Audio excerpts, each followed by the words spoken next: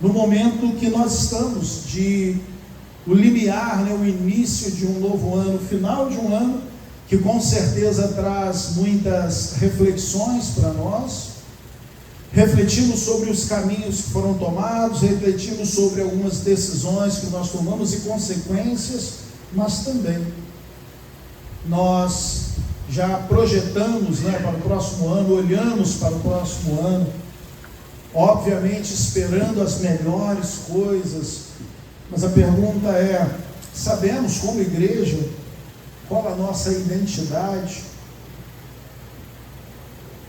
A pergunta talvez no início dessa exposição seja: quem você pensa que é? Quem você pensa que é? Eu sei que dependendo da entonação isso pode soar até confrontador, Quem você pensa que é? Você até desviou o olhar. Quem você pensa que é? Mas a pergunta é honesta, tá, irmãos? Se fosse perguntado para você: quem é você?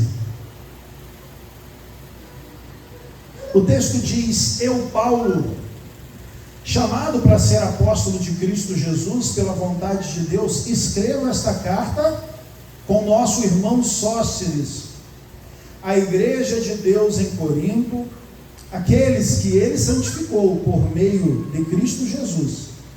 Vocês foram chamados por Deus para ser seu povo santo, junto com todos que em Cristo Jesus, ou melhor, junto com todos que em toda parte invocam o nome do nosso Senhor Jesus Cristo, Senhor deles e nosso. Que Deus, nosso Pai, e o Senhor Jesus Cristo lhes deem graça e paz. Vamos orar? Senhor Deus, fale aos nossos corações nesta noite, fale a nossa mente. Queremos, Senhor, desejamos, Senhor, ouvir a sua voz, desejamos sim ser confrontados por sua santa palavra, desejamos ter a nossa vida transformada pelo seu poder. Então fale aos nossos corações, em nome de Jesus nós oramos, amém. Quem você pensa que é? Porque a identidade, nós vamos ver aqui, ela exatamente é o que vai sustentar a nossa vida. Dependemos de uma visão muito clara de quem nós somos. E nós vivemos em uma época, esta época que nós vivemos, que diferente da época dos nossos avós, nós vivemos em um apelo constante por construir uma identidade. Diferente lá dos nossos avós, que recebiam uma identidade por conta da família, da condição religiosa, do caminho religioso da família, essas coisas identificavam, as pessoas encontravam ali identidade, ambiente familiar, religião, até mesmo emprego. Hoje nós temos um apelo, nós vivemos diante de um apelo para criar a nossa própria identidade. Abrimos, por exemplo, uma rede social e vemos o drama moderno. Se você não é alguém que vive conquistas ou performance é a forma bonita deles venderem cursos, deles influenciarem as nossas vidas, Mas se você não vive uma alta performance na sua carreira, no seu círculo social, no seu corpo, se você não está nesse grupo de altas performances, você se torna irrelevante, ninguém te segue, você não influencia ninguém. É isso que nós vivemos. Pessoas que mesmo no meio evangélico dizem: eu tenho 200 mil seguidores, como se isso fosse validar a sua identidade. A minha identidade está firmada nisso. As pessoas me seguem, as pessoas querem me ouvir, eu influencio vidas através da minha rotina de trabalho, através da minha rotina diária. Posto lá para que as pessoas possam se ligar a mim, possam se sentir atraídas. Talvez seja o corpo, malhação, academia, talvez seja finanças, talvez seja profissão, ou até mesmo espiritualidade. Mas se você não é alguém que tem seguidores, você se torna irrelevante para a cultura. Você não é ninguém. E as pessoas então começam a querer construir esta identidade. Elas querem construir essa identidade que influencia. Quebrei um copo aqui. Pode deixar? Não, pode deixar. Não vou me cortar. Minha mãe, viu? Já queria ver. Não vou me cortar, fique tranquilo. Então a identidade é essa. Só vou pedir um copo, outro copo, pode ser de plástico para eu não quebrar, para eu beber um pouquinho d'água. Então vamos lá. O apelo é: descubra quem você é, ou melhor, construa quem você é. Porque você é aquilo que você conquista. A identidade, portanto, se torna fruto do desempenho, mas também se torna fruto do reconhecimento, as pessoas reconhecendo, ou da nossa autonomia. O dilema é que nunca, preste atenção nisso, nunca tivemos tanta liberdade para definir quem somos. A pessoa pode definir o que ela é, se ela é homem, se ela é mulher, se ela é um animal, se ela é um abajur, ela pode definir, e ninguém tem nada a ver com isso, e ninguém pode falar nada contra isso. Por quê? Porque hoje existe essa pseudo-ideia, esta falsa ideia de que podemos determinar quem nós somos, qual é a nossa identidade. E nunca fomos tão inseguros. Temos a liberdade de determinar quem somos, mas nunca fomos tão inseguros.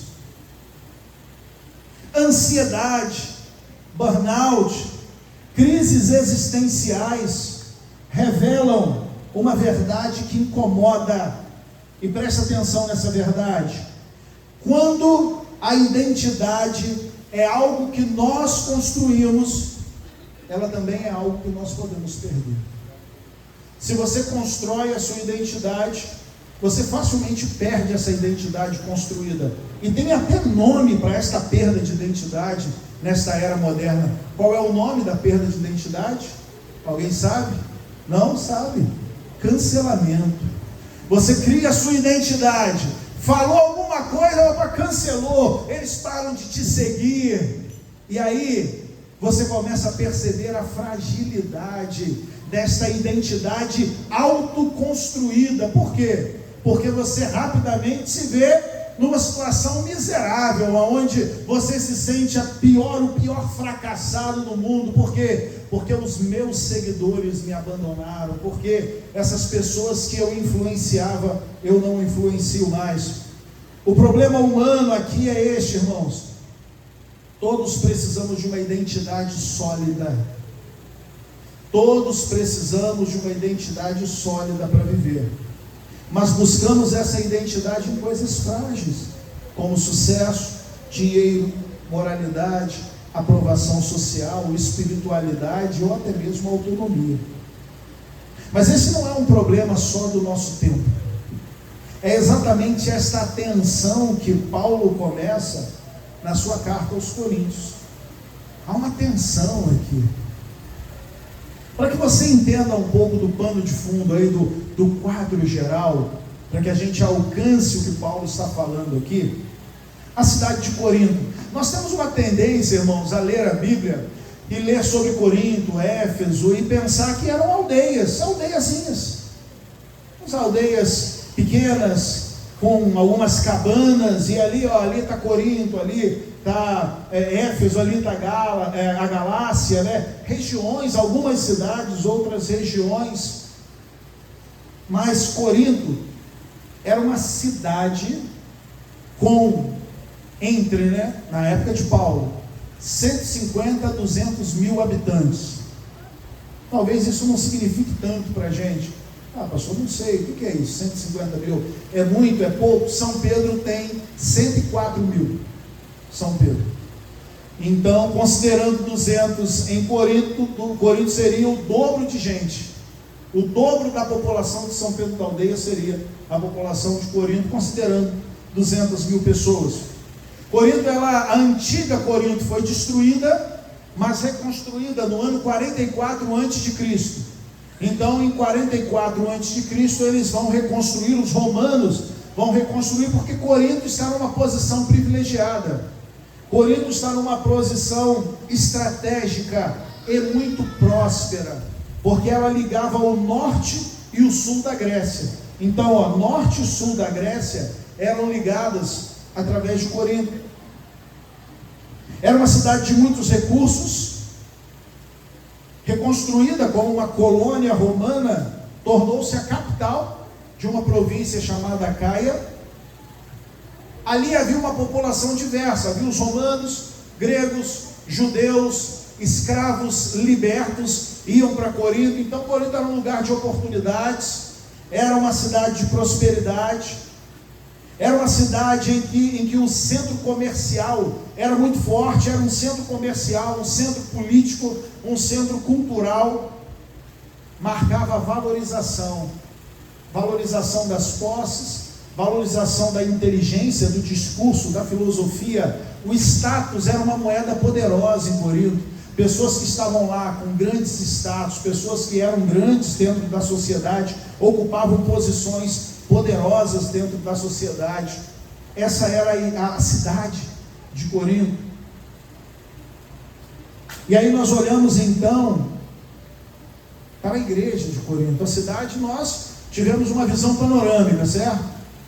Uma cidade estratégica, com muitos recursos, uma colônia romana que ligava a Grécia, ligava o sul e o norte da Grécia. Mas aí nós olhamos agora para essa igreja plantada.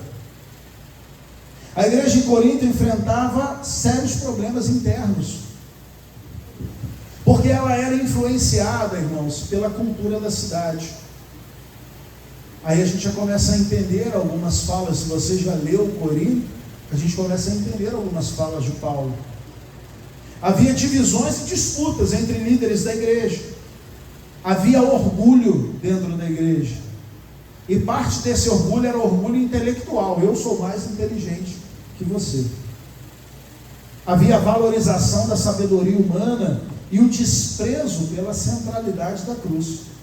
Essa mentalidade gerou inclusive comparações. Havia imaturidade espiritual, um cristianismo marcado por buscas por status. Eles queriam status, queriam posições mesmo dentro da igreja. Além disso, a igreja tolerava a imoralidade sexual. Lá no capítulo 5 nós vemos isso. Recorriam a processos judiciais entre irmãos, então o irmão botava o outro na justiça. Abusavam da liberdade cristã, entendiam que porque somos livres podemos pecar. Celebravam a ceia do Senhor de forma egoísta e desigual. Os dons espirituais eram usados para exibição. Eles se exibiam com seus dons. Faltava ordem no culto, havia confusão doutrinária, inclusive alguns negavam até mesmo a ressurreição. E Paulo corrige tudo isso através da sua carta. Paulo agora vai corrigir e moldar esta igreja a partir da cruz. Mas ele não começa, você percebe, corrigindo a igreja. Ele vai começar trazendo à memória qual a identidade desta igreja. Porque se a identidade não ficar clara, se não ficar claro quem nós somos de fato, não adianta nós criarmos, por exemplo, trazermos conferências igual fizemos, pastores, treinamentos, fazermos convívios, comermos juntos, fazermos almoço. Isso de nada vai adiantar se em primeiro lugar não for tratada em nós esta identidade, quem nós somos de fato. O grande problema da igreja de Corinto não era a falta de dons, mas era a imaturidade espiritual. Eles tinham muitos talentos, mas pouca compreensão da identidade em Cristo. Corinto nos ensina que uma igreja pode ser ativa, ela pode até mesmo ter posses, pode ser grande, pode ser carismática, e ainda assim profundamente imatura, se não for centrada no Evangelho. Então nós vamos olhar para pelo menos 3 doutrinas, 3 pontos que Paulo vai trabalhar aqui, e esses pontos eles vão exatamente tratar da identidade da igreja de Corinto. E o primeiro, na verdade, todos os 3 pontos estão no versículo 2. E o primeiro deles é a igreja de Deus que está em Corinto. A igreja de Deus que está em Corinto. O que nós aprendemos aqui, irmãos, é que uma identidade, a identidade que nós temos, é uma identidade que nos une e não nos separa ou nos divide. Se nós dizemos que somos crentes, mas nós não conseguimos viver em união, a nossa identidade está deturpada. Porque a nossa identidade em Cristo, ela tem por objetivo nos unir e não nos separar. Ah, mas nós somos perfeitos? Não somos perfeitos. Ah, mas nós não acabamos, por vezes, brigando uns com os outros, discutindo, não concordando. Isso tudo vai acontecer. E a despeito de todas essas situações, ainda assim, devemos caminhar unidos.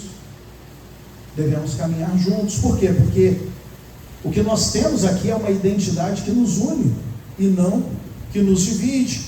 A igreja de Deus que está em Corinto.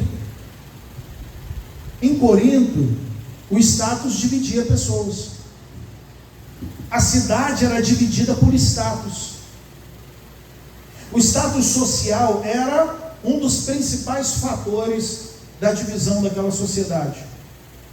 A sociedade valorizava profundamente honra, prestígio, riqueza, poder, visibilidade pública.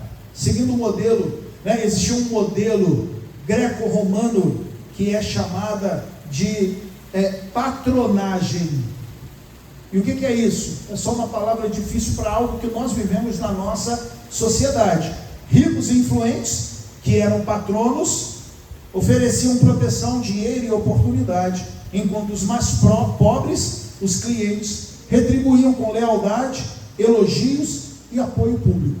A mesma dinâmica da nossa sociedade. Uma sociedade dividida em status. Por isso que as pessoas hoje lutam tanto por status. Status lá nas redes sociais, seguidores. Patronagem continua viva. Ricos querendo os elogios e apoios públicos, e pobres recebendo então para isso, para elogiar, recebendo para apoiar, recebendo para exaltar. Isso criava uma sociedade hierarquizada, em que o valor das pessoas era medido pelo que possuíam, por sua educação, por sua rede de relacionamentos e por sua capacidade de falar em público. Essa lógica de status, ela entra na igreja de Corinto e vai gerar divisões dentro da igreja. Cristãos mais ricos e instruídos buscavam reconhecimento, buscavam cargos de liderança, buscavam destaque, enquanto os pobres, os escravos, eram humilhados, inclusive na ceia. Os ricos levavam suas refeições, e eles chegavam então, a ceia é diferente, eles primeiro comiam juntos, é como se a ceia fosse junto com a mesa da comunhão. Então tem a mesa está montada, todo mundo come, depois a gente celebra o memorial da ceia. Mas o que eles faziam? Eu trouxe a minha comida, trago comida para minha família, só trouxe a travessa só para mim, para o meu filho e para minha esposa, a gente come, e o resto é o resto. Não tem o que comer, é escravo, é pobre, não come nada, não tem o que comer, não come. E aí Paulo vai discipliná-los por conta desta influência externa que toma a igreja de Corinto. A igreja está então influenciada.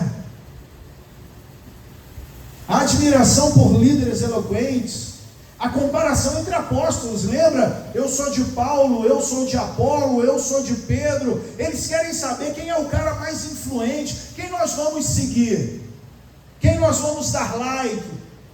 Ah, eu vou dar like aqui, ó, Pedro. Não, Paulo é bem melhor. Olha o que Paulo está fazendo. Não, mas tem também Apolo. Apolo está despontando aqui. Paulo, eu vou de repente colar em Apolo, porque numa possível ascensão eu chego junto com ele e alcanço alguns status. Paulo já está estabelecido. Eles viviam desta forma.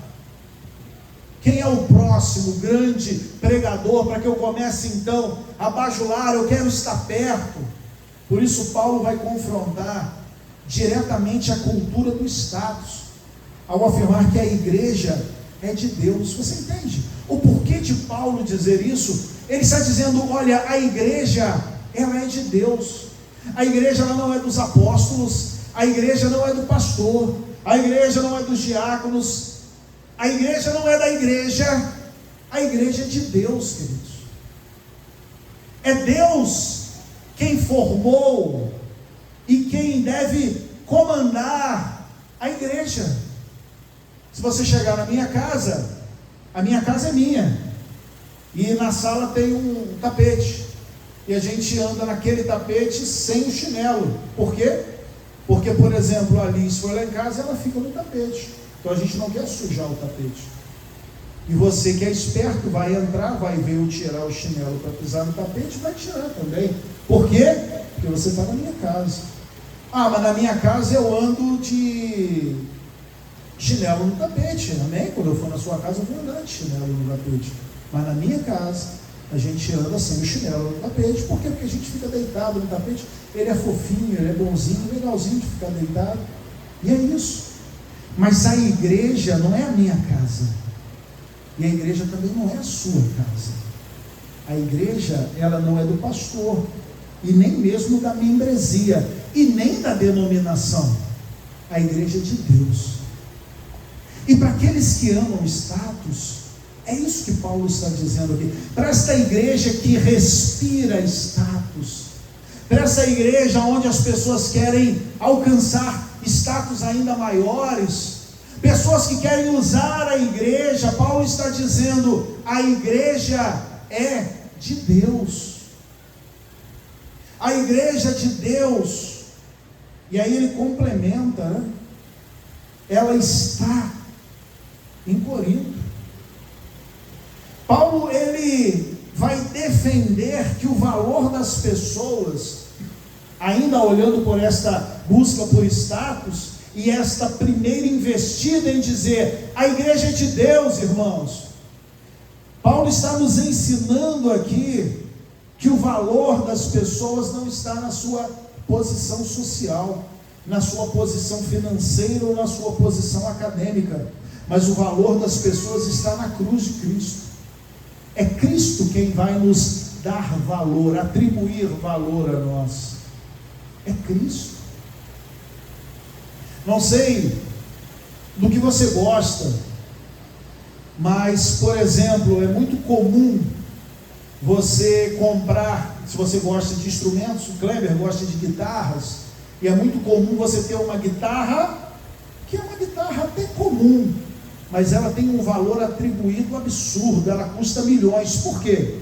Porque ela foi tocada por um guitarrista que é o melhor guitarrista, ou foi o melhor guitarrista do mundo da sua época, e agora está ali.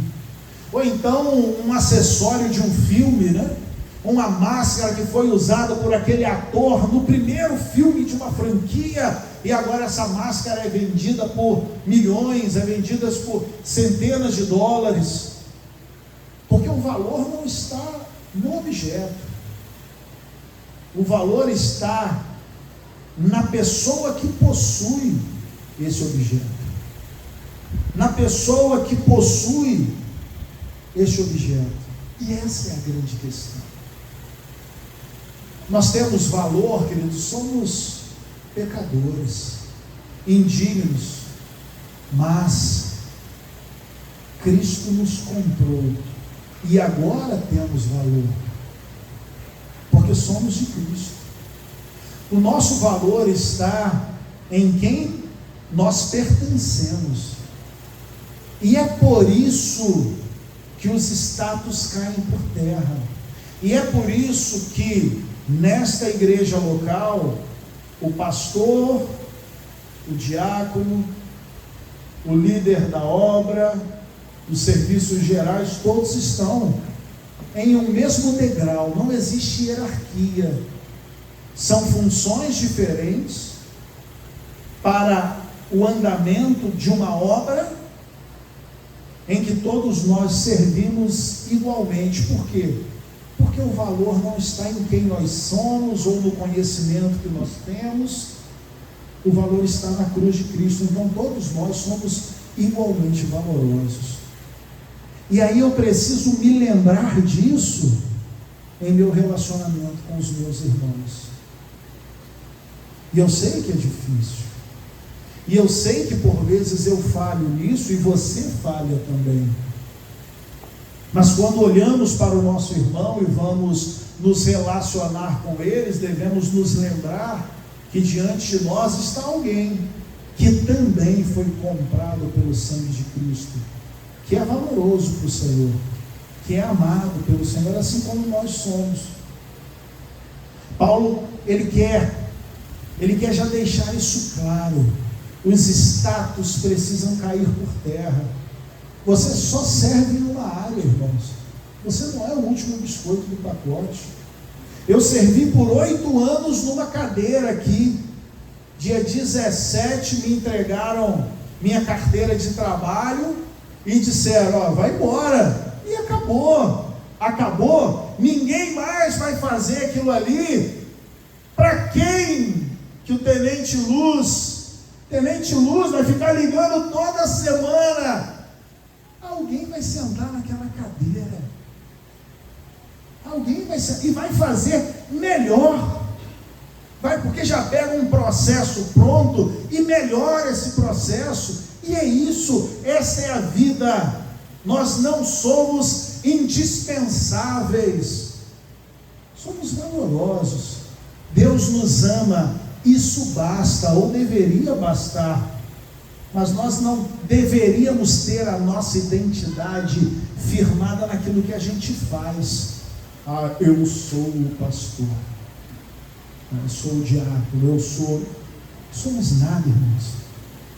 Estamos aqui hoje, amanhã podemos não estar e alguém vai estar, e às vezes fazendo melhor. A questão toda é: precisamos entender que a igreja é de Deus. Pastor Nemésio já morreu, o primeiro pastor dessa igreja, está com o Senhor. Pastor Elias foi embora há muitos anos e está pastoreando e está vivo, e a igreja também. Pastor Carlos Eduardo está vivo, está pastoreando, está feliz, e a igreja está aqui. Pastor Josué e todos os outros que passaram por aqui, alguns já estão com o Senhor, outros estão pastoreando em outros lugares. A igreja permanece de pé. A igreja é de Deus. É o primeiro ensino de Paulo. E a igreja de Deus, Paulo vai dizer que está em Corinto. Ele está fazendo muito mais aqui do que uma simples identificação geográfica. Ele está fazendo uma declaração teológica e pastoral aqui, quando ele diz: a igreja de Deus que está em Corinto. Paulo está afirmando, em primeiro lugar, a quem a igreja pertence. A igreja pertence a Deus. Ele deixa claro que aquela comunidade ali não pertence a Paulo, nem a Apolo, nem Cefas, mas também não pertence à cultura de Corinto, mas ao próprio Deus. E isso vai trazer conforto. E isso vai atingir diretamente as divisões dentro da igreja. Esse espírito partidário, essa busca por status que marcava a igreja. Mas antes de qualquer correção, Paulo quer reafirmar, Paulo quer redefinir a identidade deles. São propriedade de Deus. Mas logo depois, ele afirma aonde essa igreja está plantada. A expressão que está em Corinto reconhece que eles vivem em uma cidade marcada por orgulho, imoralidade, competição, mas não deveriam ser definidos pela cultura. Essa é a grande questão. Nós vivemos uma cultura marcada por partidarismo, por busca por status. Nós vivemos dentro dos nossos muros com pensamentos do tipo: mas lá na casa, a minha casa sempre foi assim. Mas eu vim de uma outra igreja que sempre foi desse jeito. Mas eu vim e tal. Não, mas eu fui criado desse jeito. E nós vivemos: o meu jeito é o jeito certo de fazer, é o meu jeito. O jeito que eu faço é o melhor jeito, o jeito que eu faço é o jeito que tem que ser feito, porque se não for feito do meu jeito, eu saio fora e tudo mais. Nós vivemos isso, irmãos. Sabe o que Paulo está dizendo? Não importa a cultura que fomos criados, agora, quem determina o caminho da igreja, o caminhar da igreja, quem determina a cultura da igreja é o próprio Deus, o dono da igreja. E se nós queremos 2026 crescer, avançar por este bairro, nós precisamos entender isso. Nós precisamos entender quem nós somos. A igreja está em Corinto, mas ela não é Corinto. A igreja está em Balneário, mas ela não é Balneário, nem São Pedro da Aldeia, nem Rio de Janeiro. A igreja, ela é divina. Nós vimos isso falando sobre membresia. Nós somos uma embaixada, de sorte que somos embaixadores da parte de Cristo, como se Deus por nós rogasse ou exortasse. Rogamos-vos, pois, por Cristo, que vos reconcilieis com Deus. Nós somos embaixadores. O que é um embaixador? Um representante do seu país, da sua nação, em uma outra nação. Nós não somos Balneário, nós não somos São Pedro, nós não somos Rio de Janeiro, nós não somos a casa do pastor, nem a casa do Lucas, nem a casa da Marcela, nem a casa da Larissa, nem a casa do Flávio, nem a casa da Neiva. Nós somos a igreja de Deus estabelecida neste endereço. Nós somos a igreja de Deus que se une para poder viver a comunidade guiada exatamente por Deus. É Deus quem nos guia. Com isso, Paulo prepara o terreno para toda a carta. Cristãos chamados a viver como povo santo de Deus, no meio de uma cultura que pensa diferente, são sustentados não pela sabedoria humana, mas pela cruz de Cristo. E às vezes nós falhamos nesta condução de termos uma identidade bem firmada, porque a gente abandona a palavra de Deus. É a palavra que mostra quem nós realmente somos, que somos amados, que fomos resgatados em delitos e pecados. Paulo está dizendo: vocês vivem em Corinto, mas pertencem a Deus. É isso que Paulo está dizendo. Simplificando, resumindo, vocês vivem em Corinto, mas pertencem a Deus. Vocês vivem em Balneário, mas vocês pertencem a Deus. É Deus quem comanda. Estão cercados por uma cultura que pensa diferente, mas a sua identidade, ela não vem da cultura, a sua identidade vem do Senhor. Hoje nossas tribos fazem o mesmo, irmãos. O Evangelho cria uma identidade comum, que é mais profunda do que raça, classe social, opinião política. Se a sua identidade está no sucesso, você provavelmente vai desprezar os fracassados. Se a sua identidade está no conhecimento, você vai desprezar aqueles que têm pouca educação. Se a sua identidade está no dinheiro, você provavelmente não vai caminhar com aqueles que são pobres. E se essa identidade está em você mesmo, você provavelmente vai ter dificuldades tremendas em se relacionar com pessoas que pensam diferente de você. Mas se a sua identidade está em Cristo, você abraça o diferente, porque ambos são apenas pecadores resgatados pela graça de Deus. Então é isso que Paulo começa a ensinar essa igreja. Vocês são de Deus, vocês não são de Corinto. Então a cultura de Corinto não deveria estar influenciando vocês. Vocês são de Deus, não são de Balneário, São Pedro, e nem mesmo de vocês mesmos. Então a cultura familiar, a cultura do bairro, a cultura da cidade, a cultura desse país corrupto não deveria influenciar vocês, porque vocês são de Deus. Mas aí Paulo avança, ainda versículo 2, né? Aquele que ele santificou, aqueles, né? A igreja que ele santificou por meio de Jesus Cristo. Então, em primeiro lugar, Paulo diz: vocês são de Deus. Mas ele diz, como que isso se manifesta? Como ser de Deus se torna então o nosso dia a dia? Ele diz: vocês são aqueles que ele santificou por meio de Cristo Jesus. Precisamos entender que Paulo redefine a identidade ao mover o alicerce da vida do fazer para o receber. Não é mais você que constrói, mas você recebe esta identidade de Deus. Você agora é de Deus. A exposição agora foca na santidade.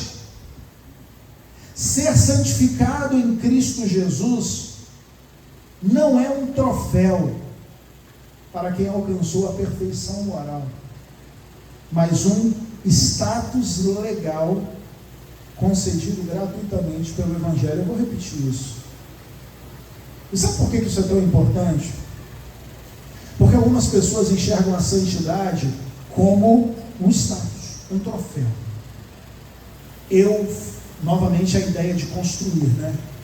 Eu orei muito em 2025, eu li muito a Bíblia em 2025, eu venci o pecado, eu me tornei alguém santo. Olha o troféu, eu conquistei, eu lutei e conquistei. Mas o que Paulo agora está ensinando, depois de ensinar sobre a identidade desse pessoal, é que este santificado em Cristo não é esse troféu que você recebe por conta dos seus esforços em buscar o Senhor e assim se tornar mais santo. Você está chegando a uma perfeição moral e agora você é alguém santo. E olha o presente, a santidade é um presente para você que se esforçou demais.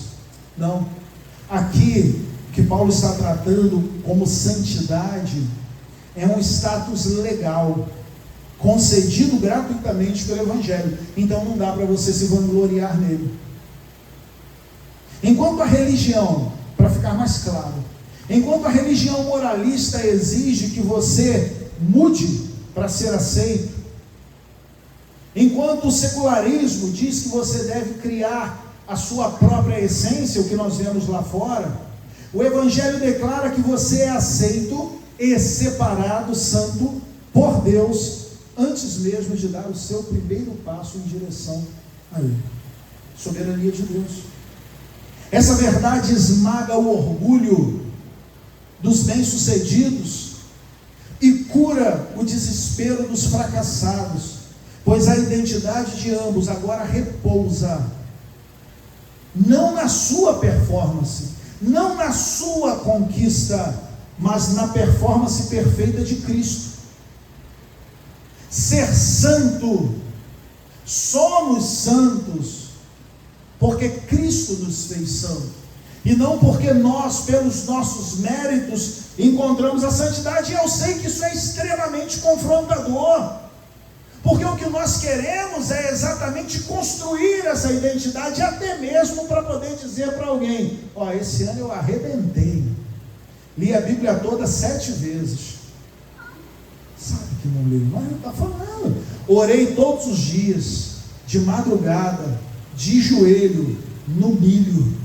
E aí o cara, santo, que santidade, meu Deus, no milho. Você percebe? A pessoa quer, isso é confrontador, você dizer: olha, nem adianta, você não vai construir santidade através do seu mérito, é o que Paulo está dizendo, porque a santidade é um status te dado de presente por Cristo quando Ele te alcançou. Você agora é santo, você agora é separado. A ênfase aqui em Cristo recai sobre a união com Cristo, como a fonte de poder para a nossa vida prática. Aí a coisa começa então a ficar mais clara. Olha, pastor, então beleza, eu não tenho então que ler a Bíblia, eu não tenho que orar, eu não tenho que buscar, eu não tenho que fazer isso ou aquilo. Depende do seu objetivo. Se é para construir uma capa de santidade, não. Mas se você faz essas coisas, menos orar no livro, Porque você está unido a Cristo. Porque você sabe qual é a sua identidade, você sabe como você depende disso. Não é eu vou fazer para construir, é eu vou fazer senão eu morro. Eu vou fazer senão o pecado me pega. Eu vou orar porque senão o inimigo vem e me laça. Eu vou buscar o Senhor, eu vou ler a Bíblia, eu vou orar, porque senão eu sei que o pecado que está rodeando bem de perto vai me pegar e vai me derrubar e vai me lançar na lama novamente. A ênfase aqui recai na união com Cristo. A união com Cristo é a fonte de poder. Paulo não está aqui, irmãos, ignorando os erros de Corinto. Ele vai abordar esses erros ao longo da carta, mas ele sabe que a única forma de transformá-los, a única forma de transformar a nossa igreja é quando nós nos lembramos, é quando a palavra nos lembra de quem nós somos aos olhos do Pai. Nós somos santos, irmãos. Nós não estamos ignorando pecados, mas se o que Corinto quer é status, Paulo está dizendo: o status de vocês é santos em Cristo Jesus, é separados para Jesus Cristo. Esse é o status. Querem arrotar status?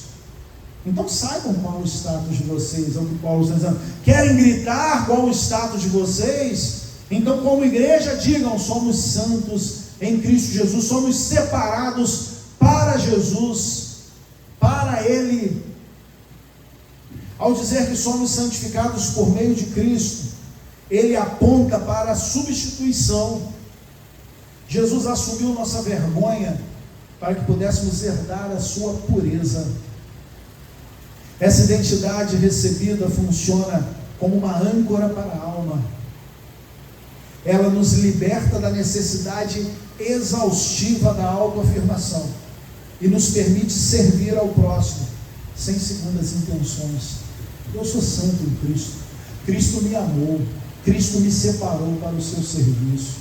Então eu posso servir ao meu irmão sem medo de que ele tome o meu status, sem medo de que ele tome o meu lugar. Ele não vai tomar o meu lugar, porque o meu lugar e o dele são iguais. Somos dois pecadores salvos pela graça, santos em Cristo Jesus. É isso que nós somos, e isso nos liberta. Uma vez que o seu valor está seguro no céu, você não precisa mais usar pessoas ou o seu trabalho para validar a sua existência, mas pode finalmente amar as pessoas do jeito que elas são, descansando na graça, que procede sem qualquer esforço nosso. A graça flui, irmãos.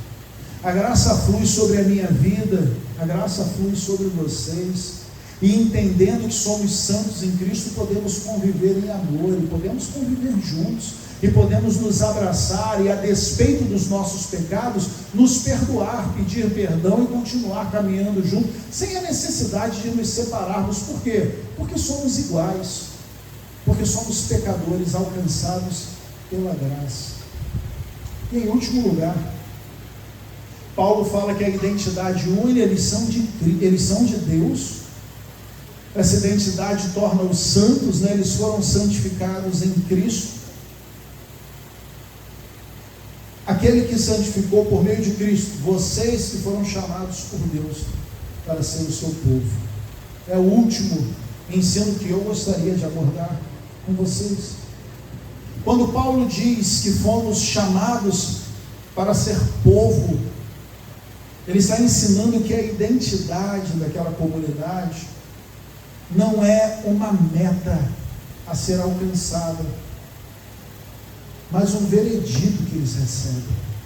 E mais uma vez isso nos confronta, porque nós estamos aí correndo atrás de criar uma identidade para nós.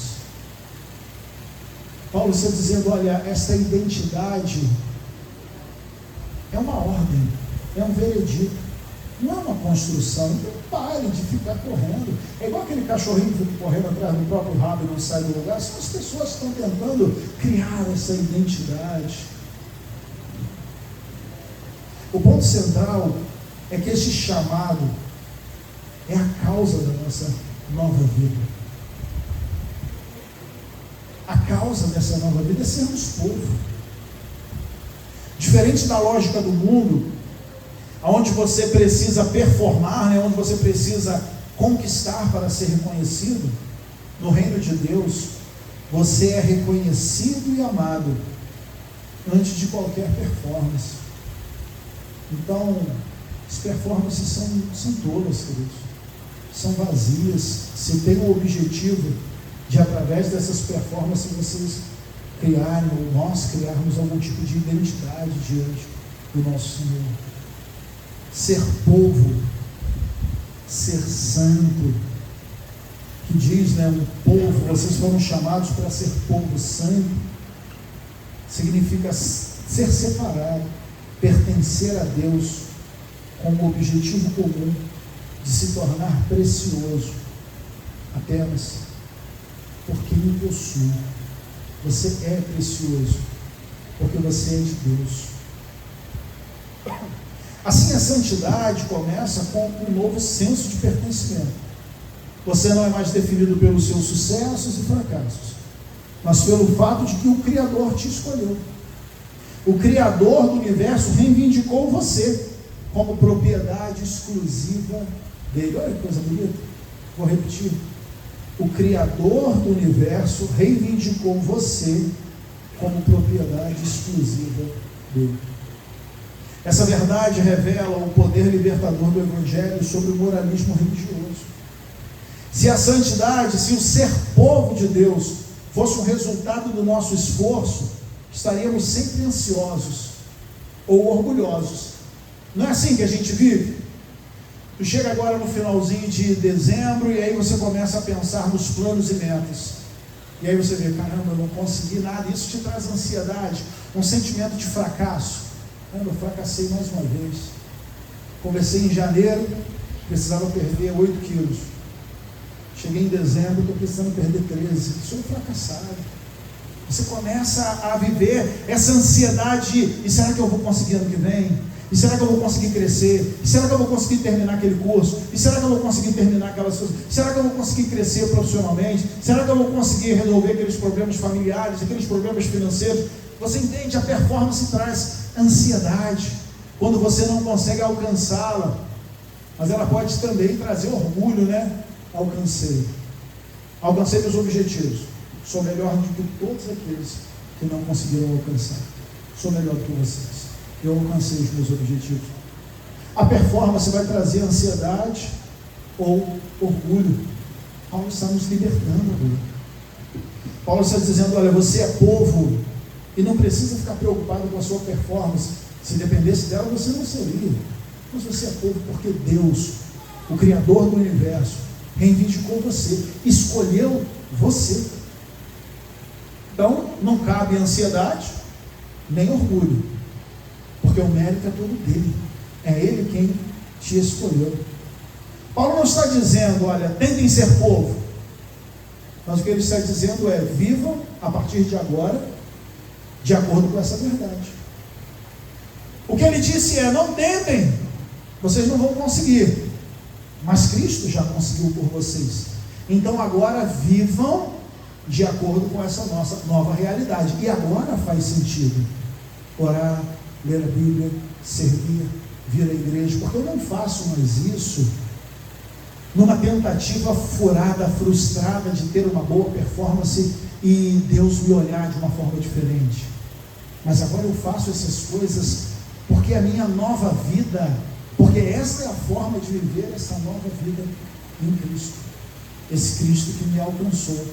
Agora vivemos de acordo com essa nova vida. A religião diz que a obediência leva à aceitação, mas o Evangelho diz que a aceitação, o fato de já sermos povo santo de Deus, é o único combustível que gera obediência alegre e genuína. É o contrário. E eu termino então perguntando: quem é você, querido? Quem é você? Quem você pensa que você é? Que essas verdades, elas alcancem o seu coração. Se queremos 2026 diferente para a nossa igreja, a primeira coisa, o primeiro ensino que devemos nos agarrar é: quem somos nós em Cristo? Somos de Deus, salvos para sermos separados em Cristo Jesus, e já somos, porque fomos alcançados, chamados para ser povo. Que o Senhor tenha misericórdia de nós, e que possamos nele encontrar essa identidade, e florescer e frutificar para o reino. Feche seus olhos. Pai, muito obrigado por essa noite, pelos irmãos que estão aqui. Pedimos também por aqueles que não estão. Se estiverem viajando, que o Senhor possa estar com eles. Se estiverem em casa por algum motivo ou problema, que o Senhor também esteja com cada um deles, Pai. Mas obrigado por este último encontro no ano de 2025. Que possamos retornar na próxima semana em um novo ciclo, com nossos corações renovados. É isso que nós pedimos em nome de Jesus. Amém.